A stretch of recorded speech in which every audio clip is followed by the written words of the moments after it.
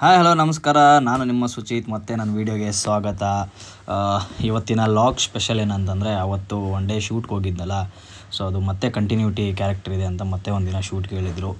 So ಬೆಳಗ್ಗೆ ಮಾಮೂಲಿ ಹೊರಟೆ 6:30ಗೆ ಸೀದಾ ಪುಟ್ಟಣ ಸ್ಟುಡಿಯೋ ಹೋಗ್ತಾ ಇದ್ದೆ. ಆಲ್ಮೋಸ್ಟ್ ಲಾಸ್ಟ್ ಟೈಮ್ ಹೇಳ್ದಂಗೆ 25 ಕಿಲೋಮೀಟರ್ಸು ದೂರ ನಮ್ಮ ಮನೆಯಿಂದ. ಹೋಗ್ತಾ ಹೋಗ್ತಾ ಯಾವಾಗಲೂ ದೊಡ್ಡವರ ಆಶೀರ್ವಾದ ಇರಬೇಕು ಅಂತ ಹೇಳ್ತಾರಲ್ಲ, ಆ ಥರ ದೊಡ್ಡವರ ಆಶೀರ್ವಾದ ತಗೊಂಡು ಅದು ಏನೋ ಒಂಥರ ಪಾಸಿಟಿವ್ ವೈಬ್ಸು.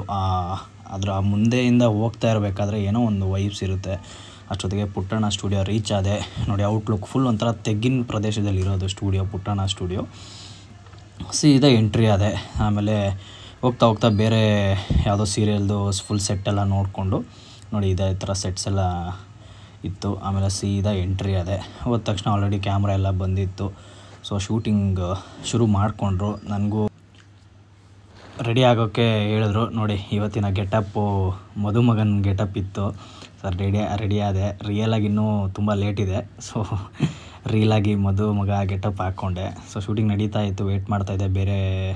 ಬೇರೆಯವ್ರದ್ದೆಲ್ಲ ಶೂಟ್ ಮಾಡ್ತಾಯಿದ್ದೆ. ನಂದು ಮೋಸ್ಟ್ ಪ್ರಾಬಬ್ಲಿ ಸಾಯಂಕಾಲನೇ ಅಂತ ಅಂದ್ಕೊಂಡು ವೆಯ್ಟ್ ಮಾಡ್ಕೊಂಡು ಕೂತಿದ್ದೆ. ಅಷ್ಟೊತ್ತಿಗೆ ಕರೆಕ್ಟಾಗಿ ಮಳೆ ಸ್ಟಾರ್ಟ್ ಆಯಿತು, ಫುಲ್ ಜೋರಾಗಿ.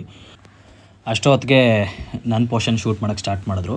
ಸೊ ಅದನ್ನು ಮುಗಿಸ್ಕೊಂಡು ಅಲ್ಲಿಂದ ಮನೆ 8 ಗಂಟೆಗೆ ಹೊರಟೆ. ಫುಲ್ ಮಳೆ ಬರ್ತಾನೆ ಇತ್ತು, ಏನೂ ಮಾಡೋಕ್ಕಾಗಲ್ಲ ಅಂತ ಮಳೆಯಲ್ಲೇ ನೆನ್ಕೊಂಡು ಮನೆಗೆ ಬಂದು ಫ್ರೆಶ್ ಅಪ್ ಆಗಿ ಡ್ರೆಸ್ ಚೇಂಜ್ ಮಾಡಿಕೊಂಡು ರೆಸ್ಟ್ ಮಾಡಿದೆ.